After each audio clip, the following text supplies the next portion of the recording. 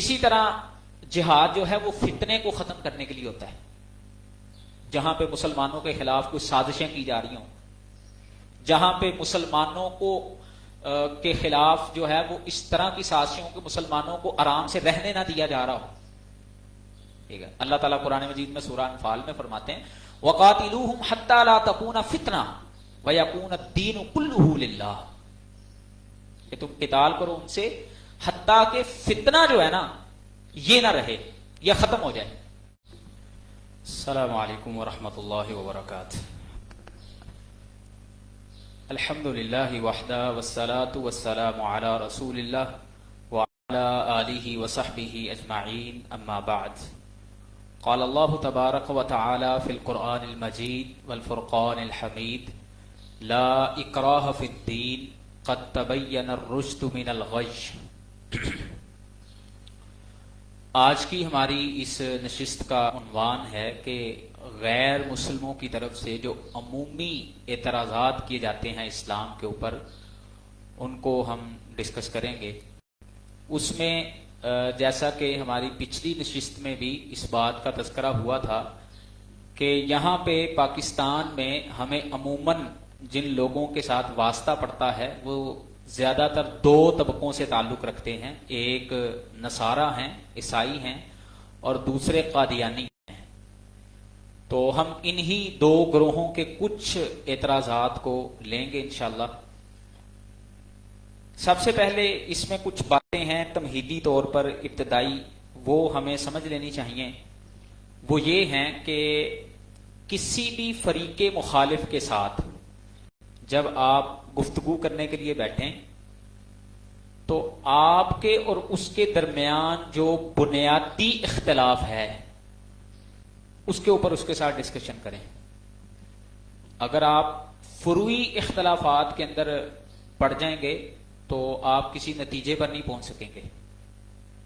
آپ کا اور اس کا جو بنیادی اختلاف ہے اس میں ڈسکشن کریں اس کے ساتھ. حافظ عبد المنان نور پوری رحمۃ اللہ علیہ کا ایک مناظرہ ملتا ہے. وہ ایک قادیانی کے ساتھ ان کی ڈبیٹ ہوئی، تقریباً وہ آپ کتابی صورت میں بھی چھپا ہوا ہے. 3 گھنٹے کی وہ ڈبیٹ تھی. حافظ عبد المنان صاحب نے اپنے اس پورے سیشن میں صرف ایک سوال کیا اس مرزئی سے کہ بھئی اگر تمہارے پاس کوئی آیت ہے، کوئی حدیث ہے جس میں لکھا ہو کہ مرزا قادیانی اللہ کا نبی ہے، وہ مجھے پیش کر دو. تو باقی اگر وہ نبی ثابت ہو جائے گا تو اس کی ساری باتیں ثابت ہو جائیں گی. ٹھیک ہے، تو اسی طرح جو بھی فریق مخالف جس کے ساتھ آپ گفتگو کریں، سب سے پہلے کوشش کریں کہ دوسرے کی پچ پر جا کے نہ کھیلیں. مطلب وہ آپ کو ڈی ٹریک کرنے کی کوشش کریں گے، آپ کے سامنے مختلف طرح کے اعتراضات بھی رکھیں گے کہ یہ بندہ ڈی ٹریک ہو کسی طریقے سے. آپ قرآن مجید کو بھی اٹھا کے دیکھ لیں. اللہ رب العالمین نے قرآن مجید میں عیسائیوں کے، یہودیوں کے جو بنیادی عقائد تھے نا ان کے اوپر بات کی ہے. جو ان کے اندر بدعات تھیں یا ان کے اندر جو فروعی چیزیں تھیں ان کو اتنا ڈسکس نہیں کیا. تو بنیادی چیزیں جو ہوتی ہیں نا وہ اگر آپ ڈسکس کر لیں گے، اس کے اوپر رہ کے اگر آپ کھیلیں گے تو آپ جو ہے وہ کامیاب رہیں گے. اور دوسری بات، ہر اعتراض کرنے والے کو اس کے پیچھے دوڑ نہیں پڑتے. پہلے یہ بھی دیکھتے ہیں کہ یہ اعتراض بنتا بھی ہے کہ نہیں. ٹھیک ہے، مثلا آپ کو کوئی بندہ کہے کہ میرا کن کتا لے گیا تو کتے دے پیچھے دوڑ نہیں لا دی تھی، ہاتھ لا کے ویکھ لیتا میرا کن نال ہے کہ نہیں. ٹھیک ہے، تو کوئی بھی بندہ آپ پہ اعتراض کرے تو یہ نہیں ہے کہ ہم فوراً اس کا جواب دینا شروع کر دیں. پہلے یہ دیکھیں کہ یہ اعتراض، مثلا آج کل ملحدین جو ہیں وہ اعتراضات کرتے ہوئے نظر آئیں گے آپ کو نبی صلی اللہ علیہ وسلم کی خان کی زندگی پہ، ہیں مسلمانوں کے کریکٹر پہ. بھئی یہ تمہارا ہمارا اختلاف ہے ہی نہیں. ہمارا تمہارا بنیادی اختلاف ہے کہ تم خالق کو نہیں مانتے اس کائنات کے. اس کے اوپر ان کے ساتھ ڈبیٹ بنتی ہے ہماری. ٹھیک ہے، تو یہ بنیادی اختلافات ہیں. اور تیسری بات یہ بھی اپنے ذہن میں رکھیں کہ ہمیں اپنے فریق مخالف کو سوال کرنے کا موقع دینا چاہیے. یہ بعض دفعہ ہمارے ہاں انٹرنیشنل لیول پہ لوگ پروپیگنڈا بھی کرتے ہیں کہ جی مسلمان جو ہیں بس ان کے سامنے کوئی اعتراض کیا نا آپ نے ان کے پیغمبر پہ یا اسلام پہ تو یہ تو آپ کو مار دیں گے، فوراً جو ہے وہ 295C کا آپ کے اوپر جو ہے نا کیس ہو جائے گا. ٹھیک ہے، یہ ایک پروپیگنڈا بھی ہے. تو بسا اوقات کچھ چیزیں ایسی دیکھنے میں آتی بھی ہیں. یہ جڑاں والا کا واقعہ آپ کے سامنے کچھ عرصہ پہلے گزرا ہے. تو مقصد یہ ہے کہ ہمیں فریق مخالف کو سپیس دینی چاہیے. ایک بات اپنے ذہنوں میں رکھیں کہ جو آپ کا فریق مخالف ہے نا، اس کا مطلب یہ نہیں ہے کہ اس کا زندگی گزارنے کا حق ختم ہو گیا دنیا سے. آپ کا فریق مخالف بھی یہ حق رکھتا ہے کہ وہ دنیا میں زندگی گزارے. اختلاف کسی سے ہو جائے تو اس کا یہ مطلب نہیں ہے کہ آپ اس کو جو ہے نا وہ پکڑ کے بس اب ختم کر دیں. نہیں، ہمارے تو دین کی بنیادی تعلیمات میں سے یہ تعلیم نہیں ہے. اسلام ہمیں کسی صورت بھی یہ نہیں، بلکہ اس کے الٹ آپ کو تعلیم ملے گی. یہ کافروں کی طرف سے باقاعدہ پروپیگنڈا کیا جاتا ہے کہ جی اسلام جو ہے وہ دنیا میں تلوار کے زور پہ پھیلا ہے. ٹھیک ہے، اسلام جو ہے وہ شمشیر کے زور پہ پھیلا ہے. تو یہ ایک بڑا اعتراض آپ کو عموماً کرسچنز کی طرف سے، جب بھی آپ کسی عیسائیوں کے ساتھ بیٹھیں گے نا تو آپ کو اکثر یہ اعتراض کرتے ہوئے نظر آئیں کہ جی اسلام جو ہے نا یہ دنیا میں تلوار کے زور پہ پھیلا ہے. یہ بات ہم کس طرح غلط ثابت کر سکتے ہیں؟ یہ ہمارے دین کی بنیادی تعلیمات کے خلاف ہے. اللہ تعالیٰ نے قرآن مجید میں سورہ البقرہ کی غالباً 256 ہے آیا، جس میں فرمایا کہ لا اکراہ فی الدین قد تبین الرشد من الغی. کسی کو تم زبردستی دین میں داخل نہیں کر سکتے. اور اس آیت کا سیاق کیا تھا؟ یہ آیت کا شان نزول اگر آپ دیکھیں تو کچھ زمانہ جہلیت میں جب مدینے کے اندر لوگ رہتے تھے، ابھی انہوں نے اسلام قبول نہیں کیا تھا، تو ان کے ہاں نا بچہ پیدا ہوتا تو وہ فوت ہو جاتا تھا. تو اگر وہ یہ نظر مانتے نا کہ یہ بچہ ہم یہودیوں کو دے دیں گے، کیونکہ یہودی اس معاشرے میں پڑھے لکھے سمجھے جاتے تھے، ان کے پاس اللہ کی کتاب بہرحال کسی نہ کسی درجے میں موجود تھی، تو لوگ یہ نیت مانتے کہ اگر میرا بچہ زندہ رہا تو میں یہ بچہ یہودیوں کو دے دوں گا. تو ایسے ہوا بھی، بعض لوگوں نے اپنے بچے یہودیوں کو دیے بھی. لیکن جب بعد میں اسلام آ گیا اور ان بچوں کی ظاہر پرورش یہودیوں نے کی تھی، وہ بچے یہودیوں کے پاس تھے، اور یہودیوں کو جب مدینہ سے نکالا گیا نا تو اس وقت وہ جو ان کے اصل والدین تھے ان کو جو ہے نا وہ کھنچ پڑی کہ یہ ہمارے بچوں کو ساتھ لے کے جا رہے ہیں اور ہمارے بچے یہودی ہو جائیں گے. تو انہوں نے زبردستی ان سے اپنے بچے لے کے اسلام میں داخل کرنے کی کوشش کی. تو اس موقع پر یہ آیا مبارکہ نازل ہوئی. اللہ تعالیٰ نے قرآن مجید میں فرمایا لا اکراہ فی الدین، دین میں کوئی جبر نہیں ہے، کوئی زبردستی نہیں ہے کہ تم کسی کو جو ہے وہ جبرن اسلام میں داخل کرو. یہ نہیں ہے، اسلام اس بات کی اجازت نہیں دیتا. اسی طرح قرآن مجید میں سورہ الغاشیہ میں بھی آتا ہے، اللہ تعالیٰ فرماتے ہیں فذکر انما انت مذکر لست علیہم بمسیطر، کہ آپ کا کام اے نبی محمد صلی اللہ علیہ وسلم وہ لوگوں کو نصیحت کرنا ہے. آپ زیادہ سے زیادہ کسی کو بات سنا سکتے ہیں، سمجھا سکتے ہیں، لیکن آپ کسی کو جبرن پکڑ کر کے اسلام میں داخل کریں یہ نہیں ہے. آپ کا کام جو ہے وہ نصیحت کرنا ہے، آپ نصیحت کیجئے، یہی ہے آپ کے لیے صرف. اور اسی طرح سورہ القاف کے اندر بھی ایک مقام پہ آتا ہے، اللہ تعالیٰ فرماتے ہیں نحن اعلم بما یقولون وما انت علیہم بجبار فذکر بالقرآن من یخاف وعید. اے نبی محمد صلی اللہ علیہ وسلم، ہم جانتے ہیں، زیادہ جانتے ہیں اس بات کو جو یہ لوگ کہتے ہیں، لیکن آپ ان کے اوپر جبار نہیں ہیں، جبر کرنے والے نہیں ہیں کہ کسی کو آپ زبردستی بائی فورس جو ہے نا وہ آپ کسی کو اسلام میں داخل کریں، یہ آپ کا کام نہیں ہے. فذکر بالقرآن، آپ کے پاس اللہ کی وحی آئی ہے، اس کے ذریعے آپ لوگوں کو نصیحت کیجئے. من یخاف، جو ڈر جائے گا وہ اللہ کی نصیحت پہ عمل کرنے والا بن جائے گا، وہ دین میں آ جائے گا. ٹھیک ہے. اچھا، یہ آیت جو ابھی ہم نے پڑھی ہے نا لا اکراہ فی الدین، اس پہ غیر تو چلیں بعض دفعہ کرتے ہی ہیں، یہ ہمارے ہاں کچھ سیکولر اور لبرل لوگ بھی نا اس آیت کو پیش کر کے تو یہ مفہوم نکالنے کی کوشش کرتے ہیں کہ جی یہ مولویوں نے یعنی خام خواہ کی زبردستیاں بنائی ہوئی ہیں کہ جی تم نے نماز لازمی پڑھنی ہے، تم نے زکوٰۃ کے نظام کو فالو کرنا ہے، تم نے یہ فلاں اسلام کا نظام ہے اس کو فالو کرنا ہے. یہ تو خام خواہ کی پابندیاں لگائی ہوئی ہیں، جبکہ قرآن کہتا ہے کہ لا اکراہ فی الدین، دین میں کوئی جبر نہیں ہے، دین تو آسانی کا نام ہے. ٹھیک ہے، تو اس کا کیا جواب دیں گے آپ؟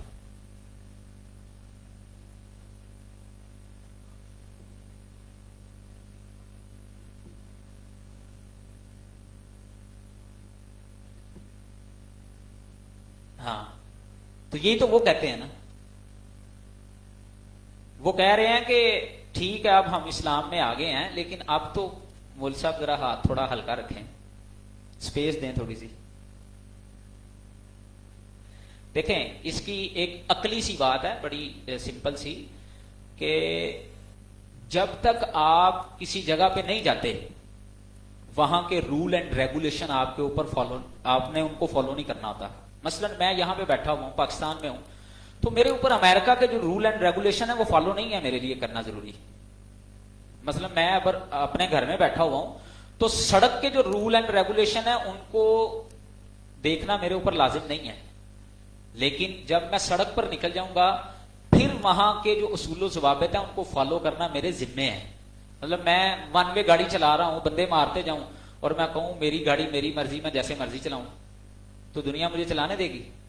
نہیں چلانے دے گی نا.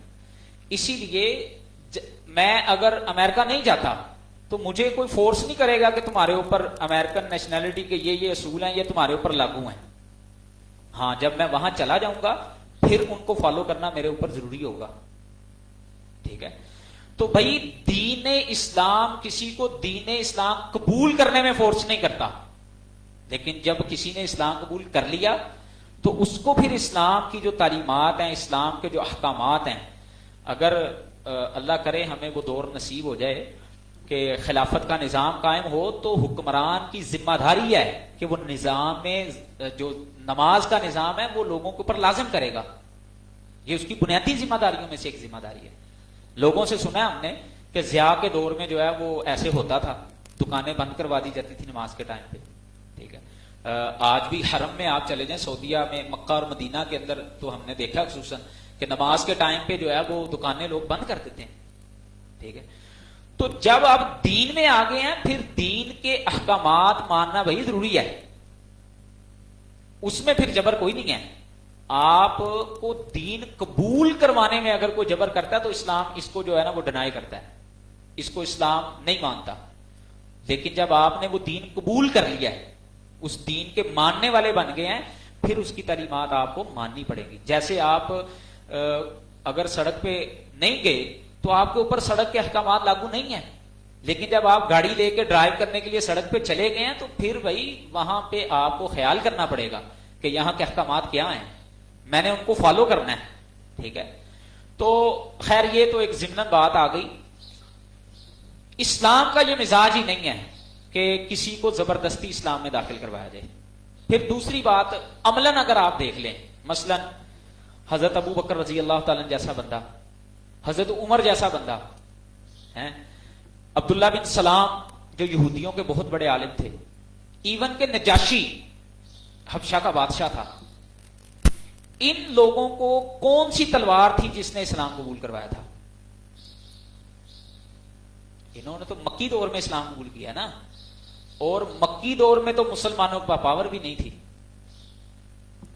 حضرت عمر جیسا نڈر آدمی، اس کو کون سی تلوار نے اسلام قبول کروایا تھا؟ نجاشی کو کون سی تلوار نے اسلام قبول کروایا تھا؟ تو یہ خام خواہ کا جو ہے نا صرف ایک پروپیگنڈا ہے، اس کے علاوہ یہ کوئی بڑی بات نہیں ہے.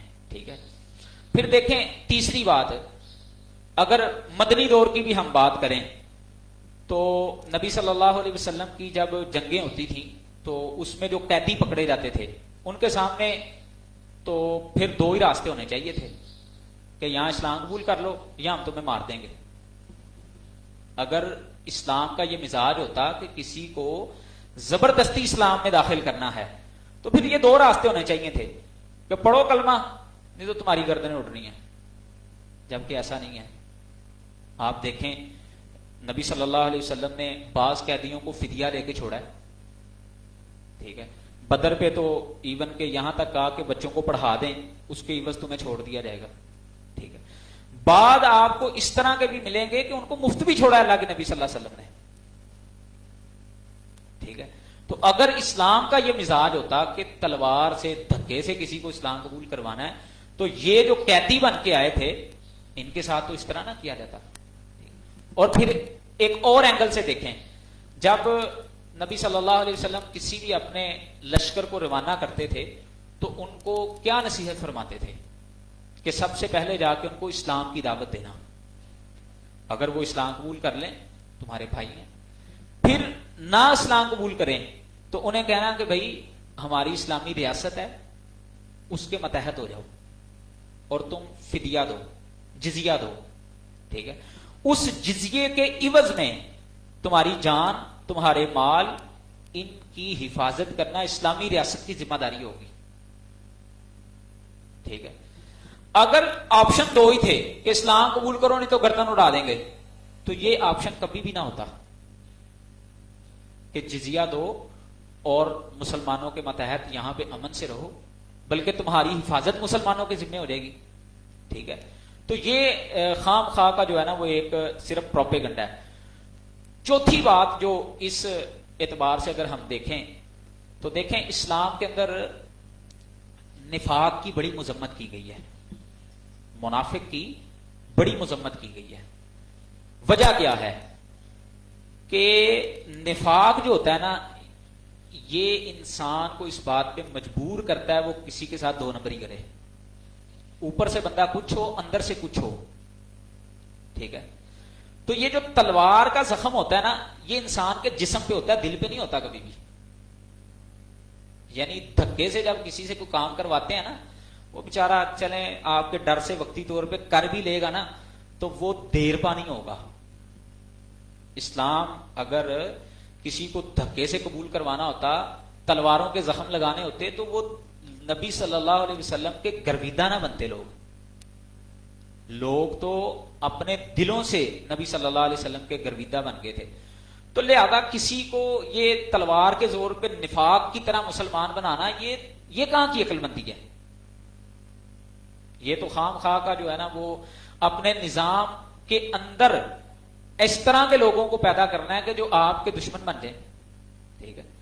تو یہ بات بھی ہمیں بتاتی ہے کہ اسلام کا یہ مزاج نہیں ہے کہ تم کسی کو دھکے سے مسلمان کرو، ٹھیک.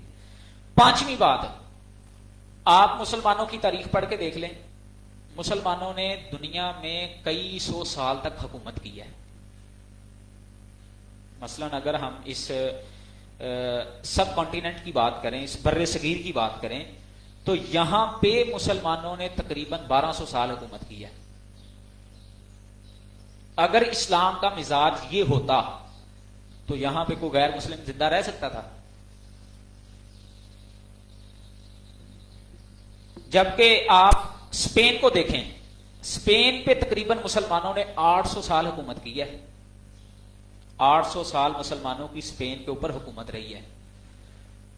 وہاں سے عیسائیت تو ختم نہ ہوئی، وہاں پہ عیسائی بھی تھے، لیکن جو ہی عیسائیوں نے اسپین کے اوپر قبضہ کیا ہے تو وہاں سے چن چن کے مسلمانوں کو مارا ہے. کسی دوسرے کو وہاں پہ زندہ رہنے کا بھی حق نہیں دیا، ٹھیک ہے. اور اسی طرح آپ دیکھیں عرب کے اندر آپ کو بے شمار لوگ مل جائیں گے جو غیر مذہب تھے اور نبی صلی اللہ علیہ وسلم کے دور میں رہتے تھے وہاں پہ. چلیں مکی دور کی تو ہم بات کرتے ہیں نا کہ جی مسلمانوں کے پاس پاور نہیں تھی، فتح مکہ کے موقع پر تو پاور تھی نا مسلمانوں کے پاس. نبی صلی اللہ علیہ وسلم ایک فاتح کی حیثیت سے آئے تھے نا وہاں پہ، ٹھیک ہے. تو آپ نے اس وقت بھی لوگوں کے سامنے یہ دو آپشن تو نہیں رکھے تھے کہ بھئی یا اسلام قبول کرو یا آج گردنیں اتار دی جائیں گی، بلکہ اس دن نبی صلی اللہ علیہ وسلم نے لوگوں کے لیے عام معافی کا اعلان کر دیا تھا. بلکہ سامنے وہ کھڑے تھے جو اذیتیں دیتے رہے ہیں. انسان کے سامنے وہ منظر تو سارا چلتا ہے نا پھر کہ یہی وہ لوگ ہیں جو حضرت بلال کو مارتے ہوتے تھے، یہی وہ لوگ ہیں جو آل یاسر کو تنگ کرتے ہوتے تھے، یہی وہ لوگ ہیں جنہوں نے سمیرہ اور سمیہ اور زنیرہ جیسی شخصیات کو، صحابیات کو جو ہے وہ تکلیفیں پہنچائی تھی، لیکن نبی صلی اللہ علیہ وسلم نے تو کسی پہ نہیں تلوار چلائی.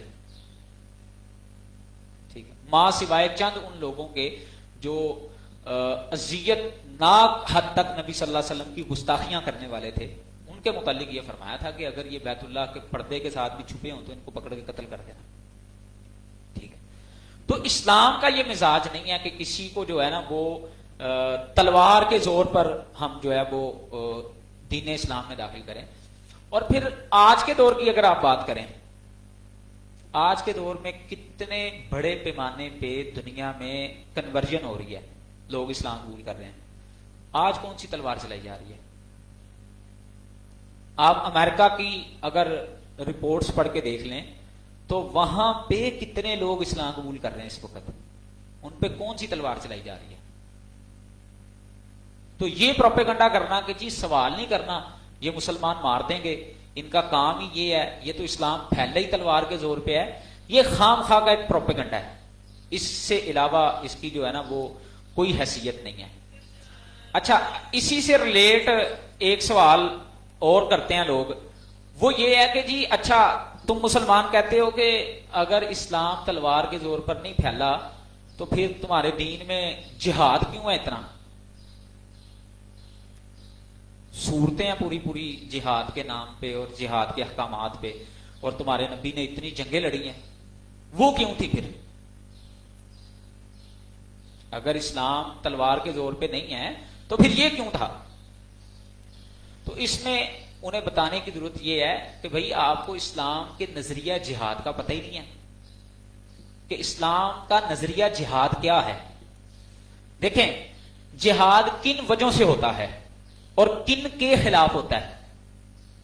شاید میں جو بات آپ سے کرنے جا رہا ہوں آپ اس کے ساتھ اختلاف بھی کر سکتے ہیں، لیکن یہ ہمارا ایک نظریہ، اس کے اوپر ہمارے پاس دلائل بھی ہیں.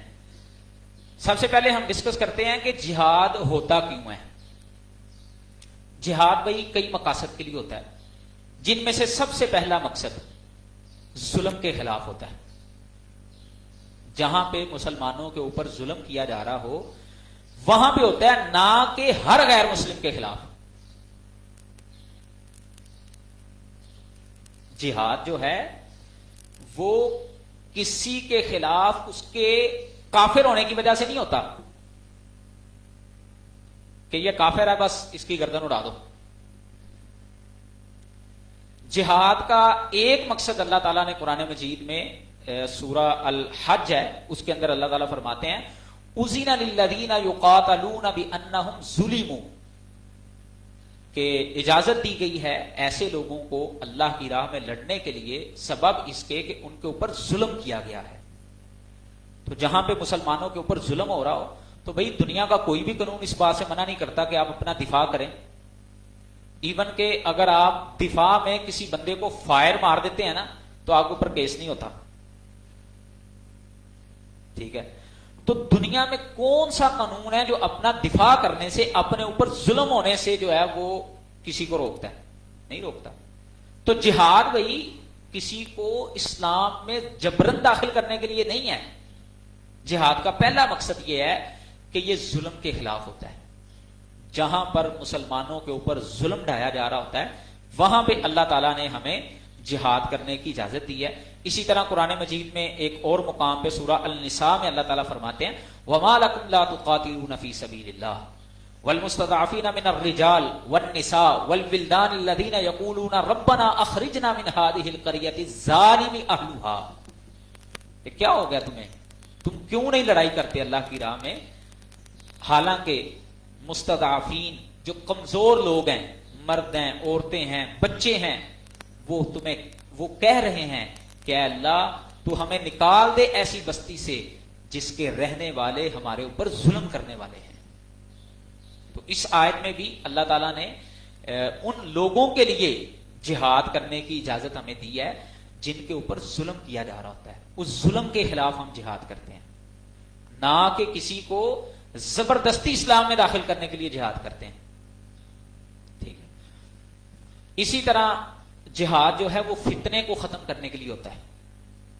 جہاں پہ مسلمانوں کے خلاف کوئی سازشیں کی جا رہی ہوں، جہاں پہ مسلمانوں کو کے خلاف جو ہے وہ اس طرح کی سازشوں کہ مسلمانوں کو آرام سے رہنے نہ دیا جا رہا ہو.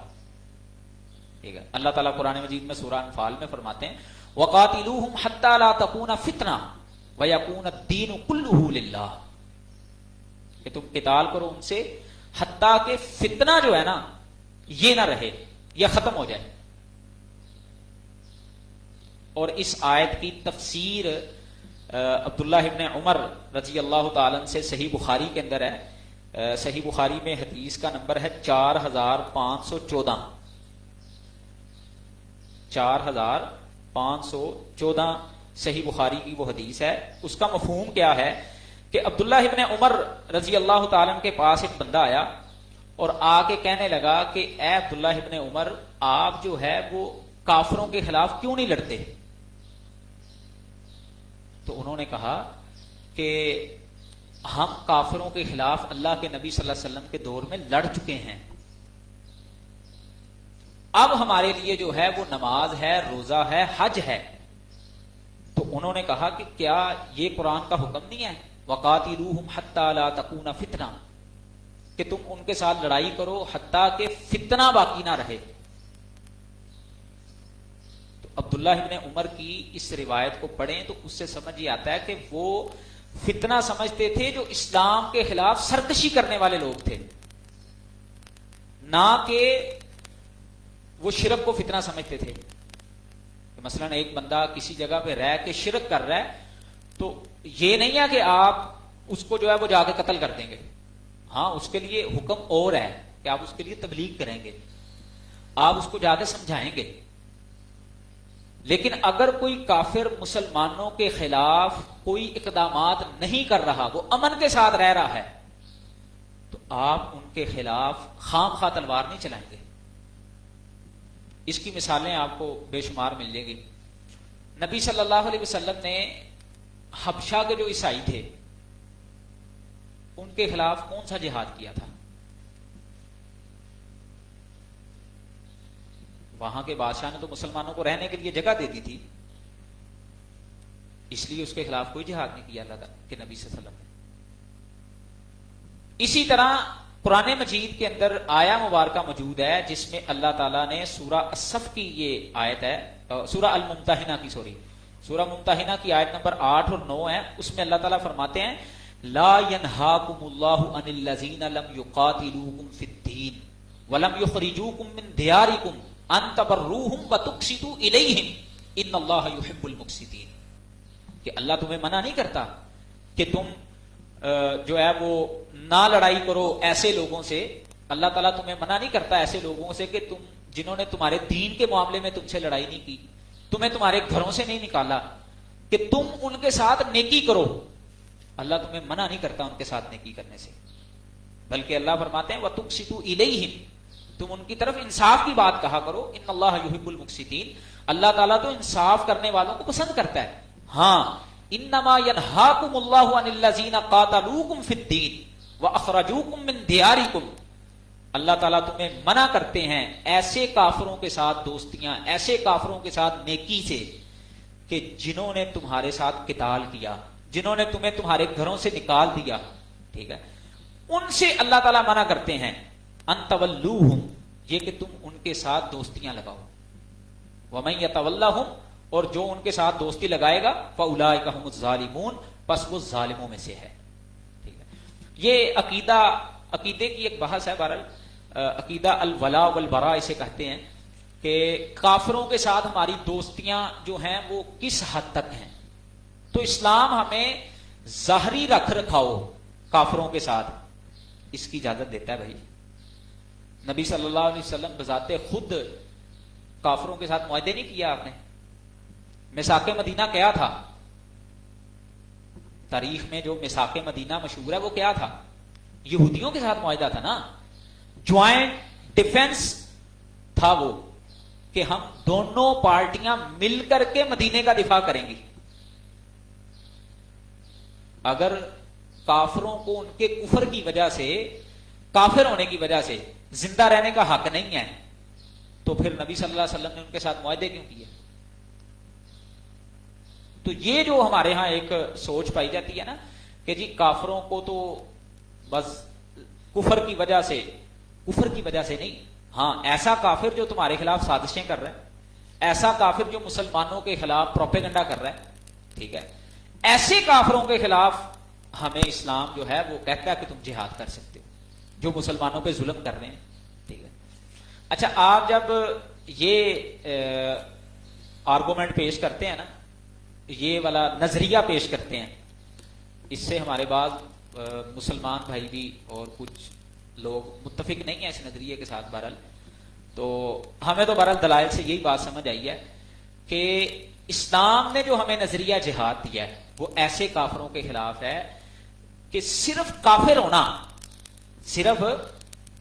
ہونا اس بات کی اپنا ہمارے پاس دلیل نہیں ہے کہ ہم اس کو پکڑ کے ذبح کر دیں۔ اسلام کا جو نظریہ جہاد ہے وہ کیا ہے کہ تمہارے اوپر ظلم کر رہے ہوں، تمہارے خلاف وہ سرکشی کر رہے ہوں، پھر تم ان کے خلاف جو ہے نا وہ جہاد کر سکتے ہو۔ ہاں اگر کوئی کافر اپنے کسی ملک میں آرام کے ساتھ رہ رہے ہیں، تمہیں تنگ نہیں کر رہے، تو انہیں رہنے دو بھائی، تم انہیں جو ہے وہ اسلام تمہیں منع نہیں کرتا۔ یہ سورہ الممتحنہ کی آیت ہے، اس میں 8 اور 9 میں اللہ تعالیٰ نے ہمیں واضح اس بات کی اجازت دی ہے۔ اچھا جب آپ یہ بات کریں گے نا تو آگے سے ایک آرگومنٹ آتا ہے، وہ یہ ہے کہ پھر قرآن میں یہ کیوں ہے کہ تم مشرکین کو جہاں پاؤ قتل کر دو، وَاقْتُلُوهُمْ مِنْ حَيْثُ ثَقِفْتُمُوهُمْ، اس طرح کی آیہ مبارکہ ہے کہ تم انہیں جہاں پہ پاؤ پکڑ کے بس قتل کر دو۔ اور ساتھ نبی صلی اللہ علیہ وسلم کی یہ حدیث بھی کہ امرت ان اقاتل الناس حتی یشہدوا ان لا الہ الا اللہ، تو مجھے حکم ہے اس بات کا کہ میں لوگوں کو قتل کر دوں حتیٰ کہ وہ لا الہ الا اللہ کی گواہی دینے والے بن جائیں۔ یہ آگے سے ایک اعتراض آتا ہے، اس کا جواب کیا ہے ہمارے پاس؟ یہ بھائی لڑائی کے دوران کی بات ہے، یہ جو کہا گیا نا وَاقْتُلُوهُمْ مِنْ حَيْثُ ثَقِفْتُمُوهُمْ، یہ لڑائی کی بات ہے۔ لڑائی کے دوران جو بھی کافر سامنے آ گیا، جو میدان میں آ گیا، پھر اس کے ساتھ تو نہیں ہوتا نا کہ بھی اچھا اس کو اب کچھ نہیں کہنا۔ لڑائی میں تو جو بھی آیا سامنے آیا اس کو تو پھر مارنا، ٹھیک ہے۔ اور بعض مفسرین کی یہ آراء بھی ملتی ہیں کہ یہ خاص عرب کے مشرکین کے ساتھ بات تھی، کیونکہ حضرت صلی اللہ علیہ وسلم ان میں پیدا ہوئے اور اولین مخاطب وہ تھے۔ لیکن زیادہ اپنا اتھینٹک بات یہی ہے کہ یہ نبی صلی اللہ علیہ وسلم کو جو حکم تھا یہ تھا لڑائی کے دوران، کہ ہم کافروں کو جو ہے وہ جہاں پہ پائیں لڑائی کے دوران آپ کے سامنے جو بھی آ گیا پھر اس کی تو معافی نہیں ہے، ٹھیک ہے۔ اچھا اگر ہم کافروں کے اس پروپیگنڈے کا ایک اور طریقے سے جائزہ لینے کی کوشش کریں، وہ طریقہ ہمارے پاس یہ ہے کہ ہم نبی صلی اللہ علیہ وسلم کے دور میں جو جنگیں ہوئی ہیں ان کو دیکھ لیں، اور جو دنیا میں دیگر جنگیں ہوئی ہیں ان کا مقابلہ کر کے دیکھ لیں اس کا نتیجہ کیا نکلتا ہے، تو آپ کو پتا چل جائے گا کہ اسلام جو ہے وہ دنیا میں تلوار کے دور پہ پھیلا ہے۔ مثلا نبی صلی اللہ علیہ وسلم کے دور میں صحابہ کی اور جو مختلف غزوات اور سریے بنائے جاتے ہیں وہ تقریباً جو ہے وہ 82 کے قریب جنگیں ہیں۔ سید سلمان ندوی نے جو ہے وہ اپنی کتاب میں وہ گنے ہیں، وہ تقریباً 82 جنگیں بنائی ہیں انہوں نے، اور اس میں جو مسلمان شہید ہوئے ہیں نا انہوں نے لکھے ہیں 259، ٹوٹل 82 جنگوں میں 259 مسلمان جو ہیں وہ شہید ہوئے ہیں، اور جو کافر قتل ہوئے ہیں وہ 759 ہیں، ٹھیک ہے۔ اور دوسری طرف اس کا نتیجہ کیا نکلا ہے؟ امن قائم ہو گیا، توحید قائم ہو گئی ہے۔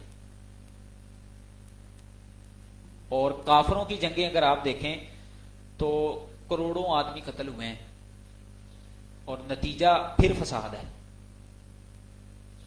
نبی صلی اللہ علیہ وسلم کی یہ جنگیں جو ہیں، اچھا یہ سید سلمان ندوی صاحب نے یہ 82 لکھی ہیں، مجھے جب میں نے پڑھا تو مجھے اس وقت بھی لگا کہ یہ نا ان سے مسٹیک ہوئی ہے، یہ یا تو کمپوزر کی غلطی ہے، مجھے جو میں نے دوسری کتابوں میں نبی صلی اللہ علیہ وسلم کے غزوات پڑھے ہیں وہ تقریباً 27 یا 28 28 کے قریب غزوات جو ہے نا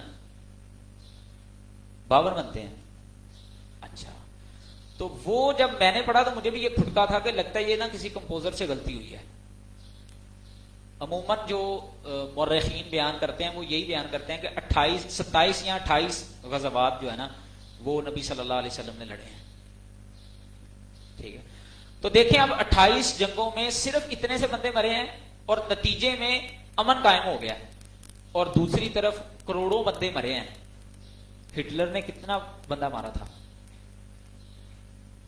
اور آپ عیسائیوں کی آپس کی جنگیں اگر اٹھا کے دیکھ لیں نا, پروٹیسٹنٹ اور کیتھولک کی جو آپس میں جنگیں ہوئی ہیں اس میں لاکھوں لوگ قتل ہوئے ہیں. تو اتنے بندے مرے ہیں, نتیجے میں امن دنیا میں پھر قائم نہیں ہوا, پھر فساد کا فساد ہی. ٹھیک ہے, تو یہ خام خواہ کا جو ہے نا وہ ایک اسلام کے خلاف ان کی طرف سے, غیر مسلموں کی طرف سے پروپیگنڈا ہوتا ہے کہ بھئی اسلام جو ہے وہ دنیا میں تلوار کے زور پہ پھیلا ہے اور آپ نے بات نہیں کرنی وگرنہ مسلمان جو ہے وہ آپ کو مار دیں گے. ٹھیک ہے. اچھا اسی طرح ایک اور سوال بڑا نا یہ لوگ کرتے ہیں, وہ یہ کرتے ہیں کہ اچھا ہمیں بتائیں ہم اسلام کون سا قبول کریں. مجھے بتائیں کہ اسلام کون سا قبول کریں. آپ کے ہاں اسلام کے بھی کئی ورژن ہیں نا, کوئی وہابیوں والا اسلام ہے, کوئی دیوبندیوں والا اسلام ہے, ایک بریلویوں والا اسلام ہے. تو کون سا اسلام ہم قبول کریں. ٹھیک ہے, اس سوال سے وہ پریشان تو ہو سکتا ہے جس کے دین کے ماخذ محفوظ نہیں ہے. یہ سوال پریشانی تو اس کے لیے کریٹ کر سکتا ہے جس کے دین کے ماخذ محفوظ نہیں ہے. ہمارے پاس ہمارے دین کا ماخذ محفوظ ہے, قرآن اور حدیث ہمارے دین کا ماخذ ہے. ٹھیک ہے, اور قرآن مجید میں واضح دو ٹوک اللہ تعالیٰ کا یہ ارشاد موجود ہے, فَإِن تَنَازَعْتُمْ فِي شَيْءٍ فَرُدُّوهُ إِلَى اللَّهِ وَالرَّسُولِ. ٹھیک ہے, تو ہمارے پاس تو بھائی یہ ٹیکسٹ موجود ہے عربی زبان میں قرآن کا, ہمارے پاس احادیث موجود ہیں اور احادیث کو پھر آگے پرکھنے کا ایک پورا نظام موجود ہے ہمارے پاس. ٹھیک ہے, اگر کوئی اپنے طرف سے مختلف اصول بنا کے وضع کر کے حدیث کو ریجیکٹ کرنے کی کوشش کرتا ہے تو ہمارے پاس حدیث کو لینے اور دینے کے محدثین نے وہ اصول جنہوں نے لوگوں کی زندگیاں کھنگالی ہیں. آپ اسباب الطعن آپ نے پڑھے ہوں گے اصطلاحات المحدثین میں, اگر صرف وہی پڑھ لیں تو پتہ چلتا ہے کہ ان لوگوں نے ایسے ہی حدیث کا ذخیرہ نہیں جمع کیا. ایون کہ یہاں تک کہ اگر کوئی بندہ عام گفتگو میں ایسے جھوٹ بولتا ہے اس سے بھی حدیث نہیں لیتے. آج کے دور میں اگر ہم لوگوں کی زندگیاں پر رکھنا شروع کریں تو شاید ہی کوئی محدث ملے, شاید ہی کوئی بندہ ایسا ملے جس سے حدیث لی جا سکتی ہو, وگرنہ جھوٹ کو تو اب لوگ گناہ ہی نہیں سمجھتے. تو ہمارے پاس بھائی ہمارے ماخذ موجود ہیں, آپ نے کون سا دین قبول کرنا ہے ہم آپ کو بتاتے ہیں. وہ دین ہے قرآن اور سنت والا. ٹھیک ہے, پھر آگے سے سوال آتا ہے جی سارے ہی کہتے ہیں ہمارے پاس قرآن اور سنت ہے, تو پھر دیکھیں نا کہ آپ مارکیٹ میں چیز لینے جاتے ہیں, آپ کو سارے ہی کہتے ہیں کہ یہ میری چیز بڑی عمدہ ہے, میری چیز بڑی اعلیٰ ہے. ٹھیک ہے, ہم نے 50 روپے کا ایک مٹی کا برتن لینا ہو, اس کو کھٹکھٹا کے بجا کے اچھی طرح چیک کر کے لیتے ہیں کہ یہ کہیں کچا تو نہیں ہے. تو بھئی دین کا معاملہ ہے, اس میں بھی تحقیق تو کرنی پڑے گی نا, ریسرچ تو کرنی پڑے گی نا. تو اگر ہر کوئی کہتا ہے ہمارے پاس ہی خالص دین ہے تو اس کی پھر تحقیق تو ہمیں کرنی پڑے گی. سارے کہتے ہیں میں دیسی گھی بیچ رہا ہوں, لیکن ہم دیکھتے ہیں خالص کس کا ہے, وہ پیرامیٹرز ہیں نا اس کے. تو اس لیے دین آپ وہ قبول کریں جو خالص ہے, آپ کو خام خواہ ادھر ادھر جانے کی جو ہے وہ ضرورت نہیں ہے. اچھا جی, اسی طرح جو ہے نا وہ اس دن ہم تھوڑا سا ڈسکس کرتے تھے قادیانیوں کو, مرزائیوں کو. مرزائیوں کی طرف سے ایک بہت بڑا اعتراض مسلمانوں پر یہ ہوتا ہے کہ بھئی آپ لوگوں نے نا خام خواہ پروپیگنڈا کیا ہوا ہے, اور یہ خصوصاً مولویوں نے اپنی روزی روٹیاں چمکانے کے لیے نا ہمیں کافر ڈکلیئر کیا ہوا ہے، ایسی بات کوئی نہیں ہے. ہم بھی لا الہ الا اللہ محمد رسول اللہ پڑھتے ہیں صلی اللہ علیہ وسلم. کلمہ ہم بھی پڑھتے ہیں، جو کلمہ آپ پڑھتے ہیں وہی کلمہ ہم پڑھتے ہیں. تو آپ لوگ ہمیں کافر کیوں کہتے ہو؟ اس کے ہمارے پاس کئی جوابات ہیں. پہلا جواب اس کا ہمارے پاس یہ ہے کہ ہمیں قادیانیوں کا نظریہ دیکھنا پڑے گا کہ قادیانی یہ جو لا الہ الا اللہ محمد الرسول اللہ پڑھتے ہیں، اس کے پیچھے ان کا نظریہ کیا ہے. تو بھائی یہ میں ہوا میں بات نہیں کر رہا، اس کے میں آپ کو ریفرنس نوٹ کروا دیتا ہوں. قادیانیوں کا نظریہ یہ ہے کہ وہی شخصیت جو 1400 سال پہلے مکے میں پیدا ہوئی تھی، دنیا میں حضرت محمد صلی اللہ علیہ وسلم کے نام سے یاد کی جاتی تھی، وہی شخصیت دوبارہ قادیان میں مرزا غلام مرتضیٰ کے گھر میں، جس کی بیوی چراغ بی بی تھی، اس کے بطن سے غلام احمد قادیانی کے روپ میں پیدا ہوئی. یہ قادیانیوں کا نظریہ ہے کہ وہ شخصیت جو مکے میں حضرت محمد صلی اللہ علیہ وسلم کی صورت میں تھے، وہی دوبارہ قادیان میں پیدا ہوئے. یہ قادیانیوں کا باقاعدہ نظریہ ہے. تو وہ کہتے ہیں اس اعتبار سے ہمیں لا الہ الا اللہ محمد رسول اللہ کو دیکھا جائے تو علیحدہ کلمے کی ضرورت ہی نہیں ہے، کیونکہ محمد صلی اللہ علیہ وسلم سے الگ اور جدا کوئی شخصیت ہوتی تو پھر تو ہمیں کلمے کی ضرورت پڑتی. اس ان کے نظریے کے اوپر دلیل کیا ہے ہمارے پاس؟ سب سے پہلی دلیل مرزا قادیانی کی اپنی کتاب ہے خطبہ الہامیہ. وہ جو اس دن آپ کو میں نے ایک کتاب دکھائی تھی نا، روحانی خزائن، اس کی یہ جلد ہے 16 اور اس کا صفحہ نمبر ہے 258 اور 59. روحانی خزائن کی جلد ہے 16، روحانی خزائن اس کی جلد 16 ہے اور صفحہ نمبر 258 اور 259 ہے. اس پہ یہ مرزا قادیانی نے خود لکھا ہے، کہتا ہے من فرق بینی و بین المصطفیٰ فما عرفنی وما رآ،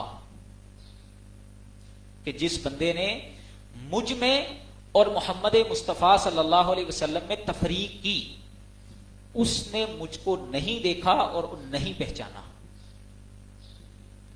من فرق بینی و بین المصطفیٰ فما عرفنی وما رآ. یہ عبارت اس بات پہ دلالت کرتی ہے کہ قادیانی یہ نظریہ رکھتے ہیں کہ مرزے میں اور نبی صلی اللہ علیہ وسلم میں کوئی فرق نہیں ہے. اسی طرح یہ مرزا قادیانی کا بیٹا تھا بشیر احمد، اس کی کتاب ہے کلمۃ الفصل. مرزا غلام احمد قادیانی کا بیٹا تھا جس کا نام ہے بشیر احمد، اس کی ایک کتاب ہے کلمۃ الفصل. اس کے اندر لکھا ہے کہ قرآن بار بار پکار کر کہہ رہا ہے کہ محمد الرسول اللہ ایک دفعہ پھر دنیا میں آئے گا اور یہ مسیح موعود مرزا قادیانی ہے. پس مسیح موعود مرزا قادیانی خود محمد الرسول اللہ ہیں جو اشاعت اسلام کے لیے دوبارہ دنیا میں تشریف لائے. یہ کلمۃ الفصل مرزا غلام احمد قادیانی کا بیٹا مرزا بشیر جو ہے اس کی کتاب میں یہ عبارت لکھی ہوئی ہے.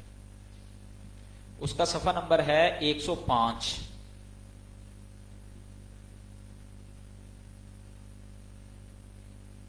عبارت یہ ہے، قرآن بار بار پکار کر کہہ رہا ہے کہ محمد الرسول اللہ ایک دفعہ پھر دنیا میں آئے گا اور یہ مسیح موعود مرزا قادیانی ہے. بس مسیح موعود مرزا قادیانی خود محمد الرسول اللہ ہے جو اشاعت اسلام کے لیے دوبارہ دنیا میں تشریف لائے. نعوذ باللہ من ذالک. یہ جو میں نے آپ کو بتایا نا ان کا نظریہ، اس کے اوپر دلالت کرتی ہوئی باتیں ہیں.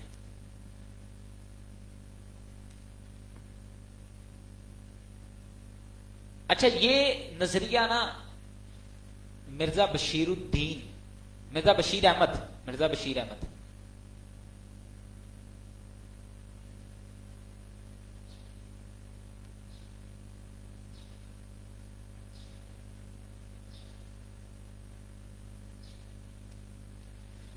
یہ نظریہ آج سے پہلے، قادیانیوں سے پہلے دنیا میں کسی نے بھی پیش نہیں کیا تھا. مطلب ختم نبوت پہ نقب لگانے والے لوگ اور بھی آئے ہیں دنیا میں، لیکن کسی نے یہ دعویٰ نہیں کیا کہ میری حیثیت وہی ہے جو محمد صلی اللہ علیہ وسلم کی حیثیت تھی. اور قادیانیوں سے پہلے یہ نظریہ کسی نے پیش نہیں کیا. مرزے کے اصل میں یہ نظریہ پیش کرنے کی جو وجہ تھی نا، وہ یہ تھی کہ وہ اپنے آپ کو حضرت محمد صلی اللہ علیہ وسلم جیسی تقدیس اور حیثیت دلوانا چاہتا تھا. اگر آپ اس کی کتابیں پڑھیں، اس کی تحریریں پڑھیں، تو اس کے اندر ہمیں یہ باتیں ملتی ہیں.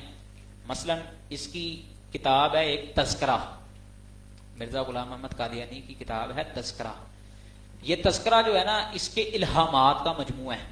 اس کے بقول جو اس کے اوپر وحییں آتی تھی نا، وہ جس کو یہ کہتا ہے ٹیچی ٹیچی میرے اوپر وحی لے کے آتا تھا، وہ ساری وحیاں جو ہے نا اس کے اندر جمع کی ہوئی ہیں انہوں نے. تذکرہ کے نام سے یہ کتاب ہے. اس کا صفحہ نمبر ہے 652. اس میں لکھا ہوا ہے نعوذ باللہ کہ حوض کوثر مرزا جی کو ملے گا.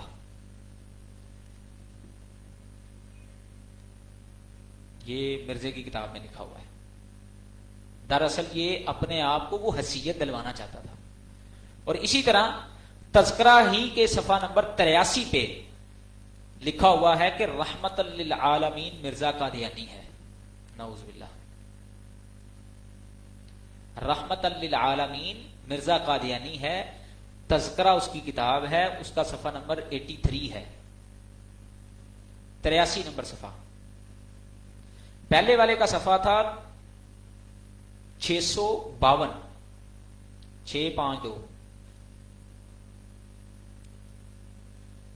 اور اس حوالے کا صفحہ نمبر جو ہے وہ ہے 83.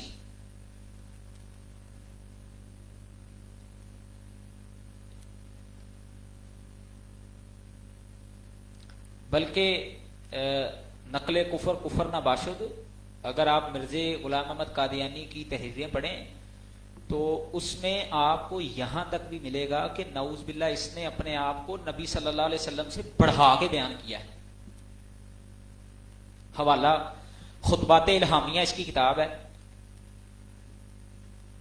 روحانی خزائن کے اندر 8ویں جلد ہے اور صفحہ نمبر 272 ہے.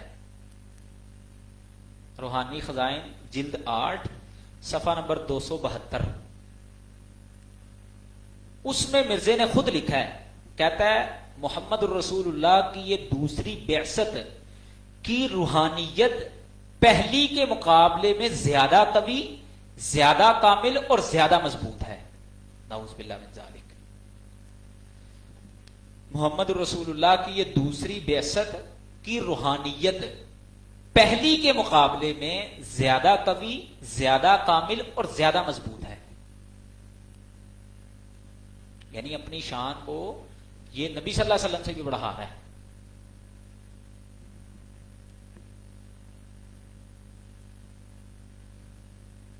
خطبہ الہامیہ کا صفحہ نمبر ہے 272 272. روحانی خزائن کی جلد ہے 8.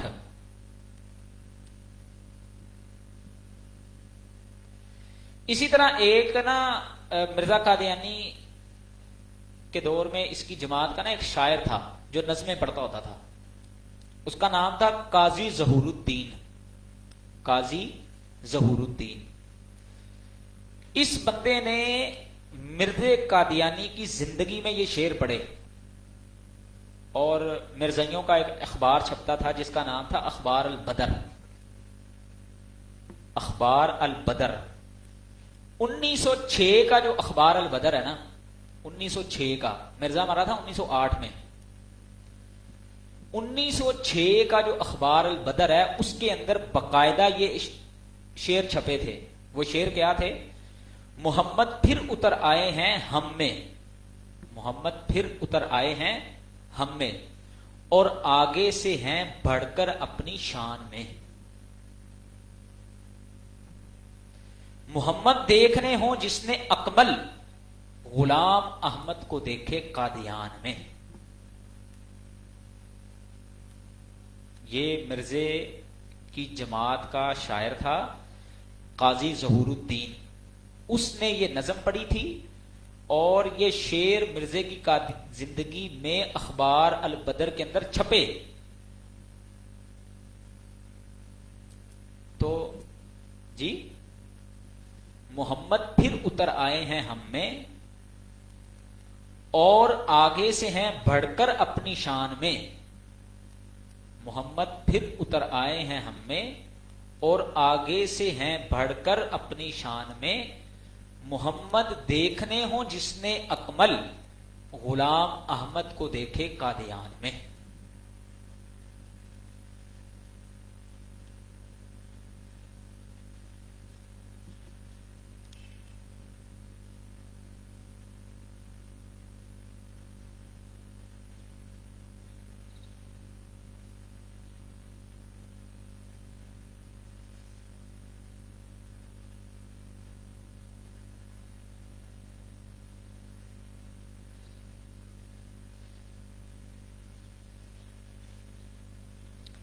تو یہ حوالے، اس کے علاوہ اور بھی کافی سارے حوالے ہیں جو اس بات کے اوپر دلالت کرتے ہیں کہ یہ مرزئی جو ہیں یہ جو کلمہ پڑھتے ہیں لا الہ الا اللہ محمد رسول اللہ، یہ دراصل محمد الرسول اللہ سے مراد جو ہے نا وہ مرزے کی شخصیت کو لیتے ہیں. ٹھیک ہے. اسی طرح اس کا ایک بڑا واضح حوالہ اور بھی ہے جو اس کے بیٹے سے نا باقاعدہ ایک دفعہ سوال ہوا. یہ اس کے بیٹے سے کلمات الفصل جس کا میں نے آپ کو پہلے حوالہ دیا نا، اس کے اندر ہی یہ بشیر احمد سے سوال ہوا کہ اگر ہم نبی کریم کے بعد مرزا صاحب کو بھی ایسے نبی مانتے ہیں تو پھر مرزا صاحب کا کلمہ کیوں نہیں پڑھتے. یہ مرزے کے بیٹے سے سوال ہوا تھا کہ ہم اگر جس طرح نبی صلی اللہ علیہ وسلم کے بعد مرزا صاحب کو نبی صلی اللہ علیہ وسلم جیسا نبی مانتے ہیں تو ہم کلمہ ان کا کیوں نہیں پڑھتے پھر. ٹھیک ہے. تو اس کا جواب جو ہے نا اس نے یہ دیا کہ اعتراض کرنے والا شاید یہ خیال کر رہا ہے کہ کلمے میں حضرت کا نام اس لیے رکھا گیا ہے کہ آپ آخری نبی ہیں، تو یہ درست نہیں، بلکہ اس لیے رکھا گیا ہے کہ آپ نبیوں کے سرتاج اور خاتم النبیین ہیں. آپ کا نام لینے سے پچھلے تمام انبیاء شامل ہو جاتے ہیں، اور جبکہ مسیح موعود مرزا کے نبی بننے سے یہ فرق پڑا کہ محمد الرسول اللہ کے مفہوم میں یہ بھی آ گئے. تو وہ تو یہ مان رہے ہیں کہ ہم یہ جو کلمہ پڑھتے ہیں اس میں جو محمد الرسول اللہ کا لفظ مانتے ہیں اس سے مراد کوئی اور شخصیت نہیں مانتے ہم. اور دوسرا جواب جو ہے وہ اور بھی ایک اس انداز سے جو اس نے واضح طور پر لکھا تھا کہ ہم کو نیا کلمہ بنانے کی ضرورت اس لیے پیش نہیں آئی، ہمیں نیا کلمہ بنانے کی ضرورت اس لیے پیش نہیں آئی کہ مسیح موعود جو مرزا ہے نبی کریم سے کوئی الگ چیز نہیں ہے. یہ خود اس کے بیٹے نے لکھا ہے کلمات الفصل کے اندر ہی کہ وہ کوئی الگ چیز نہیں ہے. مرزا صاحب خود کہتے ہیں سارا وجودی وجودہ ہو، کہ میرا اور محمد صلی اللہ علیہ وسلم کا وجود ایک ہو گیا، نعوذ باللہ. اور پہلے جو عبارت آپ کو میں نے لکھوائی ہے من فرق بینی و بین المصطفیٰ، اس کا بھی مفہوم یہی ہے. ٹھیک ہے.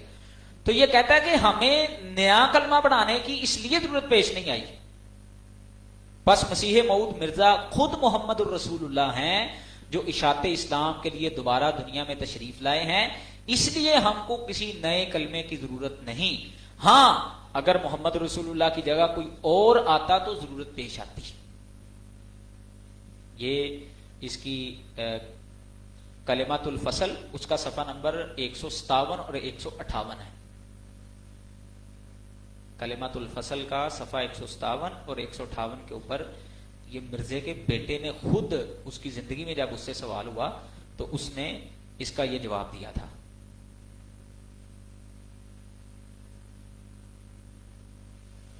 اچھا، جب قادیانیوں کے ساتھ آپ یہ بات کریں گے نا تو آگے سے وہ ایک آپ کو حدیث سنائیں گے، صحیح بخاری کی حدیث سنائیں گے. وہ کیا ہے؟ وہ کہتے ہیں جی دیکھیں نبی صلی اللہ علیہ وسلم کا فرمان ہے کہ من صلی صلاتنا واستقبل قبلتنا واکل ذبیحتنا فذلک المسلم الذی لہ ذمۃ اللہ وذمۃ رسولہ، کہ جو بندہ ہمارے جیسی نماز پڑھے، جس نے ہمارے قبلے کو قبلہ مان لیا، جس نے ہمارے ذبیحے کو کھایا، وہ تو مسلمان ہوتا ہے. اس کے لیے اللہ اور اس کے رسول کا ذمہ ہے، تم اسے نہ توڑو.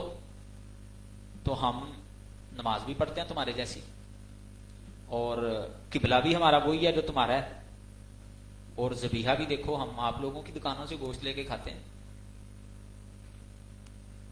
تو تمہیں کیا مسئلہ ہے؟ ہمیں مسلمان کیوں نہیں مانتے تم؟ اگر یہی نماز، روزہ اور قبلہ وغیرہ کی وجہ سے انسان مسلمان رہتا ہے تو پھر ہمارا سوال ہے کہ قادیانی لوگ غیر قادیانیوں کو کافر کیوں سمجھتے ہیں؟ قادیانی لوگ غیر قادیانیوں کو، غیر احمدیوں کو کافر کیوں مانتے ہیں؟ ٹھیک ہے، اس کے حوالے میں آپ کو مرزئی کتابوں سے لکھوا دیتا ہوں کہ جس میں واضح طور پر یہ باتیں لکھی ہوئی ہیں کہ جو غیر احمدی ہے نا وہ کافر ہے. مثلا مرزے نے خود اپنی اس کی کتاب ہے حقیقت الوحی کے نام سے، یہ روحانی خزائن کی 22 نمبر جلد ہے، روحانی خزائن کی 22 نمبر جلد ہے، اس کا صفحہ نمبر 167 ہے، 167. اس میں مرزا قادیانی صاحب نے یہ خود بات لکھی ہے. کہتا ہے ہر ایک شخص جس کو میری دعوت پہنچی اس نے مجھے قبول نہیں کیا، وہ مسلمان نہیں ہے.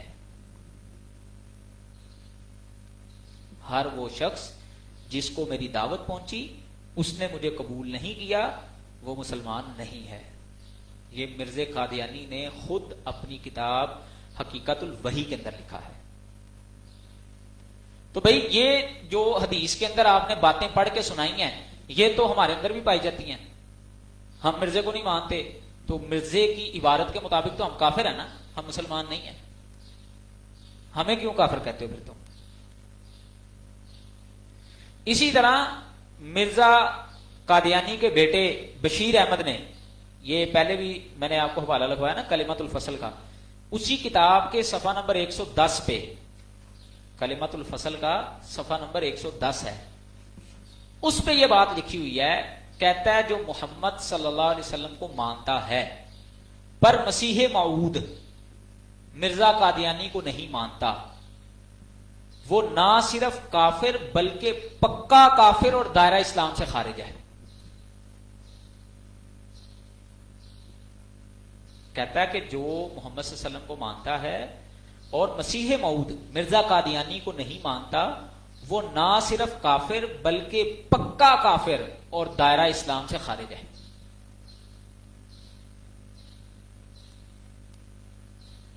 اسی طرح یہ قادیانیوں کے اندر آپ کو پتہ ہے ایک سلسلہ چلتا ہے جس کو خلافت کا سلسلہ کہتے ہیں. آج بھی ان کا جو ہے نا وہ ایک خلیفہ ہے. تو مرزا قادیانی کے بعد جو سب سے پہلے خلیفہ بنا تھا نا ان کا، حکیم نور الدین تھا. ٹھیک ہے، اس کے بعد مرزا قادیانی کا بیٹا جو ہے نا وہ خلیفہ بنا تھا، دوسرا خلیفہ، اس کا نام تھا میاں محمود. میاں محمود نے بھی جو ہے نا، اس کی کتاب ہے میاں محمود کی آئینہ صداقت، آئینہ صداقت کا صفحہ نمبر 35 ہے. اس کے اندر میاں محمود نے لکھا تھا، کہتا ہے کل مسلمان جو حضرت مسیح موعود کی بیعت میں شامل نہیں ہوئے، کل مسلمان جو حضرت مسیح موعود یعنی مرزا کی بیعت میں شامل نہیں ہوئے، خواہ انہوں نے حضرت مسیح موعود کا نام بھی نہ سنا ہو، کافر اور دائرہ اسلام سے خارج ہیں. یہ میں آپ کو وہ حوالے لکھوا رہا ہوں جن میں غیر احمدیوں کو جو قادیانی نہیں ہیں ان کو کافر مانتے ہیں. آئینہ صداقت،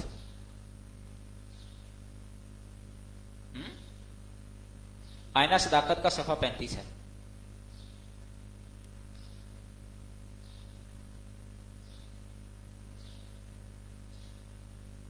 اسی طرح مزید اس کی ایک دوسری کتاب تھی جو تقریر انوار خلافت کے نام سے چھپی تھی. تقریر انوار خلافت. اچھا اس دن بھی تھوڑی سی بات میں نے آپ کو کی تھی نا کہ یہ قادیانیوں کے دو فرقے ہیں. ایک کا نام لاہوری گروپ ہے اور ایک کا نام ربوا گروپ ہے. ٹھیک ہے. ان دونوں کے جو بڑے بڑے اختلافات ہیں نا جس کی وجہ سے یہ دونوں علیحدہ علیحدہ ہوئے تھے، ان میں سے چند اختلافات یہ ہیں کہ یہ جو لاہوری گروپ ہیں یہ مرزا قادیانی کو نبی نہیں مانتے، اور دوسرا اختلاف یہ ہے کہ یہ غیر احمدیوں کو کافر نہیں مانتے. ربوے والا گروپ جو ہے نا یہ کافر مانتا ہے. ان کی باقاعدہ آپس میں ایک ڈبیٹ بھی ہوئی تھی جو کتاب بھی چھپی ہوئی ہے مباحثہ راولپنڈی کے نام سے. اس میں 3 بنیادی موضوع تھے جو ان کا آپس میں مناظرہ ہوا تھا نا. اس کے 3 بنیادی موضوع تھے. پہلا موضوع تھا کہ مرزا قادیانی نبی ہے کہ نہیں. دوسرا موضوع تھا کہ غیر احمدی کافر ہیں کہ نہیں. اور تیسرا موضوع تھا کہ جماعت کا نظام جو ہے وہ انجمن چلائے گی یا خلیفہ چلائے گا. کیونکہ ربوے گروپ کے اندر نظام چلاتا ہے خلیفہ، اور لاہوری گروپ کے اندر نظام جو ہے نا وہ خلیفہ نہیں چلاتا، وہ انجمن چلاتی ہے. یہ 3 بڑے ان کے بنیادی اختلاف تھے. اس پر باقاعدہ کتاب چھپی ہوئی ہے مباحثہ راولپنڈی کے نام سے، تو انٹرنیٹ پہ وہ مل جاتی ہے. بہرحال ہاں جی، مناظرے کبھی کوئی نہیں جیتا. مناظرہ میں کبھی کوئی ہارنے کے لیے نہیں آیا ہوتا.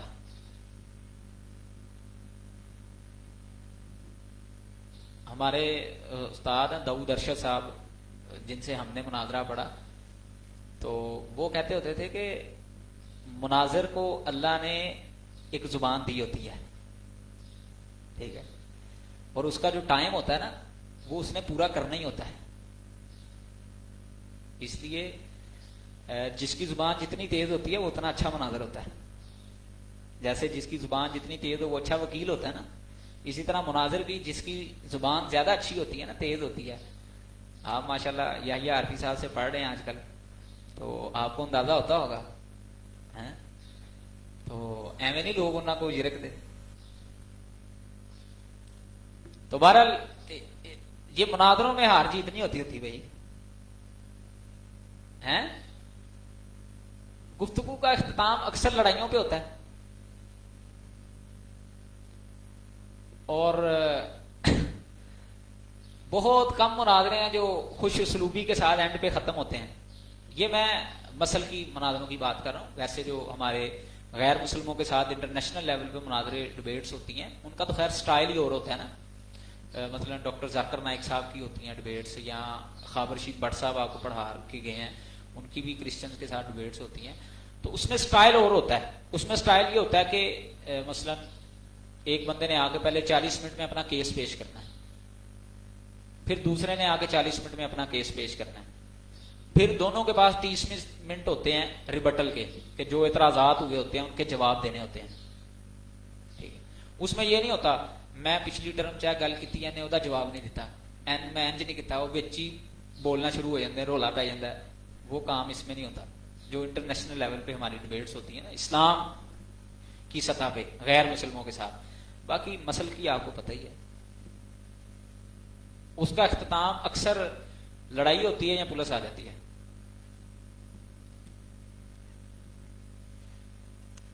اچھا جی، تو یہ حوالے ہمارے پاس ہیں جو اس بات پہ دلالت کرتے ہیں کہ قادیانی لوگ جو ہیں وہ پھر ہمیں کافر کیوں کہتے ہیں. اچھا یہ تو ہو گیا ایک الزامی جواب. تحقیقی جواب کیا ہے اس کا؟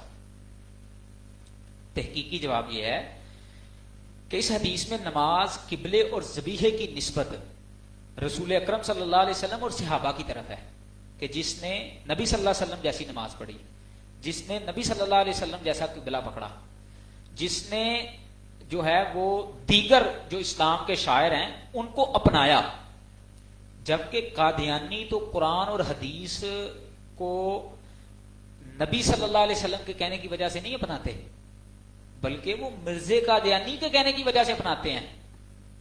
حوالہ کیا اس کا؟ قادیانیوں کا دوسرا خلیفہ میاں محمود، اس نے اپنے خطبے کے اندر یہ بات کی، اخبار الفضل کے اندر اس کا خطبہ چھپا ہے، یہ لٹریچر ہے نا جو مرزائی لٹریچر، اس میں یہ دو اخبار بڑے فیمس تھے، ایک اخبار البدر اور ایک اخبار الفضل، آج تک بھی چھپتے ہیں ان کے یہ۔ اخبار الفضل 1924 کا جولائی کا 10 جولائی کو جو اخبار الفضل چھپا تھا نا، اس کے اندر مرزا قادیانی کے بیٹے نے جو ان کا دوسرا خلیفہ تھا اس نے یہ بات کہی تھی اپنے خطبے میں، کہتا ہے پھر یہ بھی یاد رکھنا چاہیے کہ جب کوئی نبی آ جائے تو پہلے نبی کا علم بھی اس کے ذریعے ملتا ہے، یعنی اگر کوئی نبی آ جائے تو پہلے نبی کی اگر کوئی بات ملتی ہے تو وہ اس نبی کے ذریعے ملتی ہے جو بعد میں آیا ہوتا ہے، یوں اپنے طور پر نہیں مل سکتا، اور ہر بعد میں آنے والا نبی پہلے نبی کے لیے بمنزلہ سوراخ کے ہوتا ہے، پہلے نبی کے آگے دیوار کھینچ دی جاتی ہے اور کچھ نظر نہیں آتا سوائے آنے والے نبی کے ذریعے دیکھنے کے۔ یہی وجہ ہے کہ اب کوئی قرآن نہیں سوائے اس قرآن کے جو حضرت مسیح موعود نے پیش کیا، یعنی مرزائی اس قرآن کو اس وجہ سے نہیں مانتے کہ یہ نبی صلی اللہ علیہ وسلم پہ نازل ہوا ہے، بلکہ وہ اس وجہ سے مانتے ہیں کہ اس کو مرزے نے قرآن کہا ہے، اور کوئی حدیث نہیں سوائے اس حدیث کے جو حضرت مسیح موعود مرزا کی روشنی میں نظر آئے، اور کوئی نبی نہیں سوائے اس نبی کے جو حضرت مسیح موعود مرزا کی روشنی میں دکھائی دے۔ بھئی آپ تو جو نماز پڑھتے ہو، آپ جو اپنا قبلہ آپ نے بنایا ہوا ہے، یہ تو نبی صلی اللہ علیہ وسلم کے کہنے کی وجہ سے نہیں بنایا ہوا، ٹھیک ہے، یہ تو آپ نے مرزے کے کہنے کی وجہ سے بنایا ہوا ہے۔ تو آپ لوگ کیسے جو ہے وہ یہ کہہ سکتے ہو کہ ہم نے وہ قبلہ بنا لیا یا اس طرح نماز پڑھتے ہیں جیسے نبی صلی اللہ علیہ وسلم پڑھتے تھے؟ آپ کے ذہنوں میں بھی کوئی سوال ہے کسی کے؟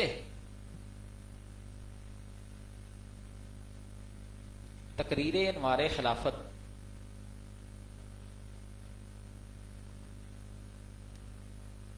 ہے؟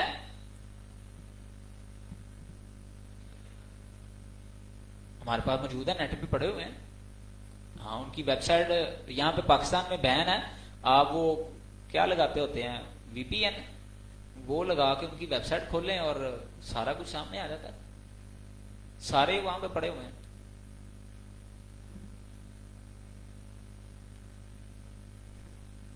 حدود حرم میں غیر مسلموں کا داخلہ کیوں منع ہے؟ اس لیے منع بھائی، جو ریڈ کراس ایریا ہوتا ہے نا، وہاں پہ ایرے گہرے نتھو خیرے کو داخل نہیں ہونے دیا جاتا، ٹھیک ہے؟ مل گیا جواب کس کا؟ تقریر انوار خلافت، اس کا صفحہ نمبر تھا 252۔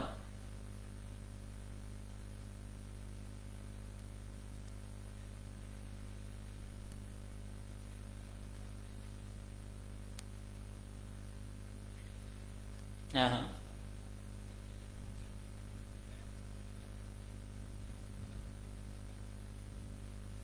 مثلاً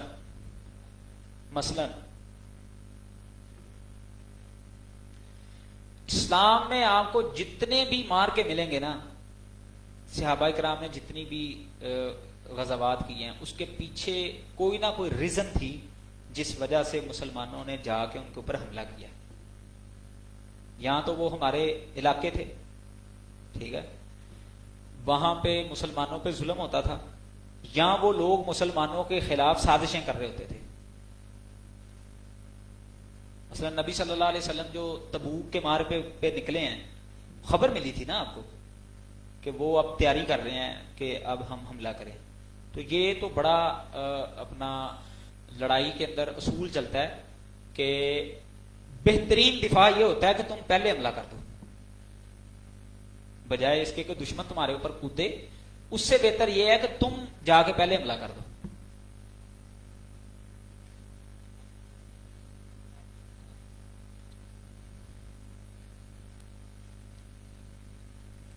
آپ کو اگر یہ سمجھ آ رہا ہے تو ٹھیک ہے. اس لیے تو میں نے شروع میں کہا تھا کہ اس نظریے کے ساتھ آپ اختلاف بھی کر سکتے ہیں. آپ لوگ جب ملنا شروع ہوں گے اور آپ کا اٹھنا بیٹھنا ہوگا نا غیر مسلموں کے ساتھ، پھر آپ کی سوچ کے اینگل بدلیں گے. پھر بہت ساری چیزیں ہیں جو عموماً ہمارے یہاں تو خطیب جو ہیں وہ بڑے بڑے رنگ سے باتوں کو بیان کرتے ہیں نا. تو آپ پھر اسی لیے آپ اگر ثناء اللہ امرسری صاحب کی کتابیں پڑھیں نا تو وہاں پہ آپ کو بڑی چیزیں ملیں گی. یہ نظریہ ثناء اللہ صاحب نے پیش کیا ہوا. اے بندہ میرے منہ لفظ کٹوانا چاہ رہا ہے. کیمرہ بند کرتا تو کاکا، بس بند ہی کر دے پھر میں کٹنا جو ہے کہتے ہیں.